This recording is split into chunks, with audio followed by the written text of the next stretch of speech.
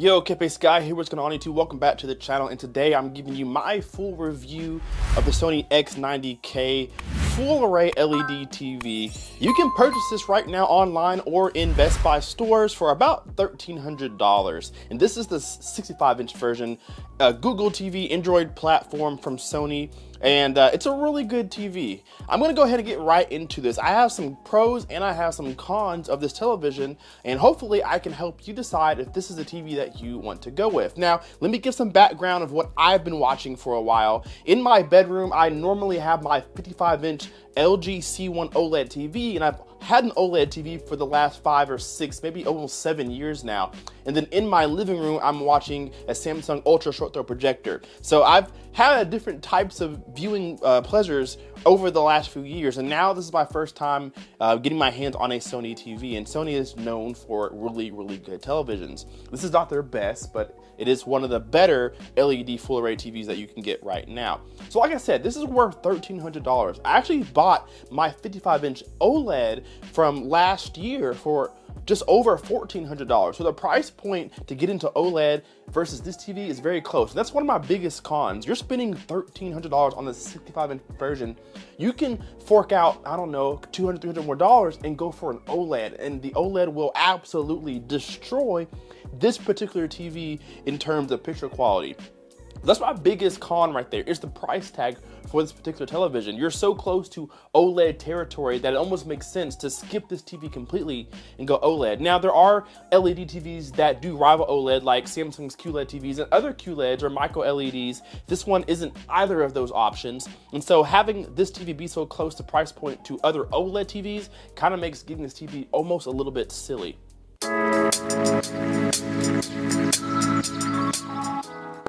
Now, I mentioned this in my unboxing and overview video. The another con that I have is this remote. Now, it's small and skinny, it's fine. It's a good healthy size and weight for most people's palms, but my biggest complaint is the click wheel. I said in the last video that when you go to press up or down, your thumb kind of rests over top of the enter button. So for a while, you may be finding yourself pressing the enter button when you mean to press the up or down button because of how small the click wheel is. You eventually get used to it and you'll adjust your pressure with your thumb, but it is something to note. Now, when you're spending this much money, I don't think it costs a lot for Sony or any manufacturer to go ahead and make this LED backlit. This is not LED backlit. There's not a lot of buttons, so you'll probably learn pretty quickly where things are. But for me, for example, I have often pressed the 1, 2, 3 button when I mean to press the settings gear wheel because they're so close together and I can't see anything in the dark. So it would be nice to have maybe like a motion sensor backlight or just a backlight that you can press to illuminate the remote itself. So another con that I have to point out for you guys.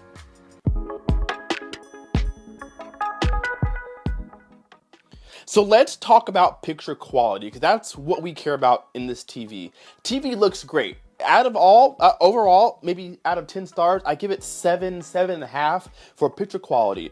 It looks really good, both in a dark room and in a light room like we have right now. I do have a spotlight beaming on it right now, and it takes it very well. It's pretty good of keeping reflections and anti-glare. It's pretty good about not showing what's in the room. Of course, every TV does have some sort of glare, but this does really good with combating that. So if you're gonna have this for a room that has a lot of light, recessed lights, or a lot of windows, it'll do pretty good in that situation. Now, if you're primarily going to watch this in a darker room, maybe it's a home theater TV for you, that's where you're gonna start seeing a little bit lesser picture quality. And what I mean by that is, this is a LED full array TV, so it has local dimming.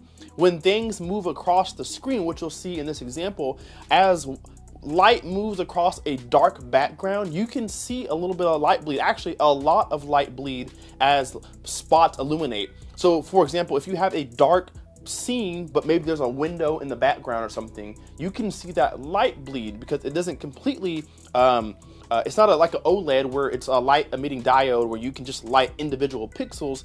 This uses local array dimming so that it tries its best to keep the blacks blacks and the lights light. It tries its best, but you can't fully do that with this particular TV.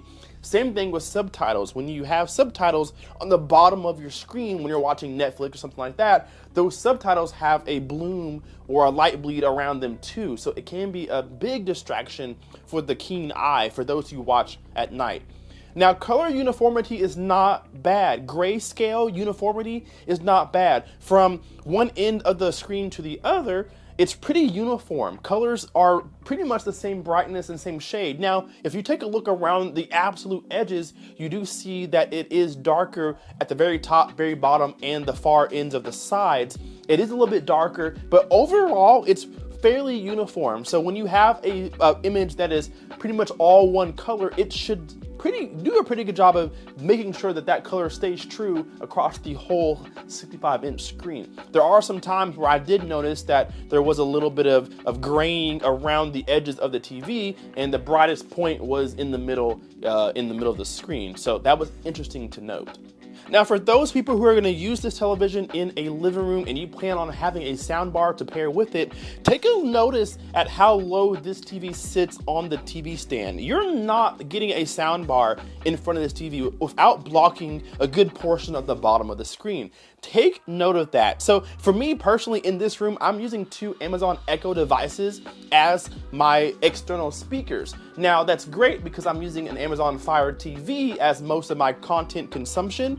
But if you use a Blu-ray player, or you watch regular cable TV, or you use something else other than a Fire Stick or an Amazon Fire device to watch your TV, you can't use Echo devices as your external output. So if you want a sound bar, keep in mind that it's probably going to be something you're going to have to recess a little bit lower than television, find a way to raise it up, or mount your TV against the wall so you have that clearance. If you want to use it like me and have the feet installed, you're not going to be able to place anything in front of it because the TV sits so low to whatever stand that it's on.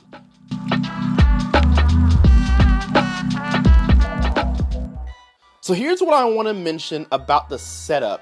As far as assembling the TV, this is the fastest and easiest installation I've ever had in the TV. I love the way the feet just kind of click in. Usually most TVs have you put the feet in, you have two screws, you screw one, you screw two, you put the next foot in, you screw that one in, you screw that one in, and then you put the TV all upright, right? But this doesn't do that. It actually just clicks in, and then you can pull it to release it. Really simple. I'm not sure why more manufacturers don't do that. So physically setting the TV up is very easy. Now here's where some of my complaints really lie, and it's setting up the TV itself. It's one of the longest setup processes that I've ever been through any TV. Maybe it's just an Android, Google TV type thing, but there are so many steps it took to setting this TV up. Probably 30 minutes of sitting here, going through menus, put the Wi-Fi in, do I have a cable box, are my HDMIs connected, sign into my Google accounts, go to my phone, download the Google Home app, go through that app. It's a lot going through setup with this television. I was like, dang, am I almost done or what? Then you go through the audio calibration. There's just so many steps. And then there's updates. You gotta wait for things to load, whatever. Then you gotta pick all the apps you want. You guys get the point. There's a lot of steps to setting this TV up. This, by far, is the longest setup process that I had on any television. And it may not be that big a deal because once you set it up once, you're probably pretty good for the rest of its lifespan.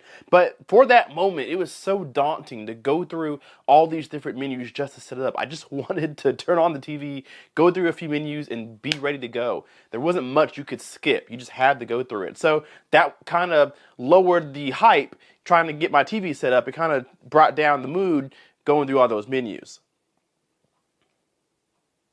All right, guys, so let's end it with what do I think about this TV? I give this TV probably 7.5 stars out of 10, 3.5, 4 stars out of 5. Main reason being is because it's so closely priced to a lot of OLEDs from LG or even QLEDs from Samsung and other competitors, and they will give you better picture quality. Now, some of those TVs don't have as fast as processing as this TV does. The Google TV, the Android-esque experience is actually really nice. It flows very well, super responsive. The remote's very responsive, and it's from Sony, and you know Sony makes great TVs. But when you get something at this price point, you have to scratch your head and consider, maybe I should save up a couple $100 more and go up to an OLED, because the OLED will absolutely destroy this TV. I don't know if I mentioned already, but my biggest downside to this TV was the HDR performance. This TV doesn't get as bright as I thought it would for an LED TV. So when I'm watching HDR content and when I'm doing demos to show you guys some B-roll, it's not all that bright. I was watching it at night, and I'm not maybe 6-7 feet from the TV where my bed is at. And even when I watch HDR content, it automatically raises the brightness to max, and it still wasn't all that bright. My OLED TV seems to get brighter in HDR mode, and this has all the HDR formats just about. So I was really confused by that, and it was kind of a letdown. So this TV looks really good. It's fully calibrated. This is the best I can get out of it, but for some reason, HDR performance was just lacking for me. It didn't have enough brightness to really give me that pop. Colors look good, but because they seem so dark, it kind of looked dull to me. It didn't have enough contrast between light and dark moments in the picture. Like, for example, we have a dark sky. We have a lot of light in the middle here. It's not really that bright, and because it suffers from light bleed, this part here probably should be a lot darker than it is. So it's an kind of HDR TV in my personal opinion. And again, that's why I think you should save on this one, skip this TV, and go up to one of their OLED TVs. Sony has an OLED TV, and so does other companies that are similarly priced. So I think if you're going to use this in your living room, you have a lot of lights, windows, whatever, you just want a nicer TV to go into the new year, this is not a bad choice. Don't get me wrong, this is a really solid TV, performs well, and easy to use once you get it set up. But if you really care about picture quality, or you watch primarily in the evening or at night or in a darker room, if you have a keen eye, you will notice some of the things that I was talking about today in this video. So 7.5, 7 stars is the best I can give it. If you can find it $1,000 or under, then we have a nice little bargain on our hands for the 65-inch model, that is. So again, thank you so much to Tim for sending this or bringing this to me to review while he gets his home remodeled. I do have to give this back. I do miss my TV, so I'm kind of happy to get rid of it. I shouldn't say that. It is a really good TV. It's not worth $1,300 bucks, but maybe more like $1,000 or some kind of sale if you can find it. So I'm gonna give this back to him, put it back in the box. Let me know down below in the comment section what you guys think of this television based off my reviews. If you've seen it in Best Buy, if you own one, what is your opinion on this TV? I'm really curious to know. Leave me that down below in the comment section. Hit that like button and subscribe if you are not already. We will see you in the next video. Kpaceguy out. Peace. Say I lost my mind, I will keep on holding my head high, even if the sky is falling down.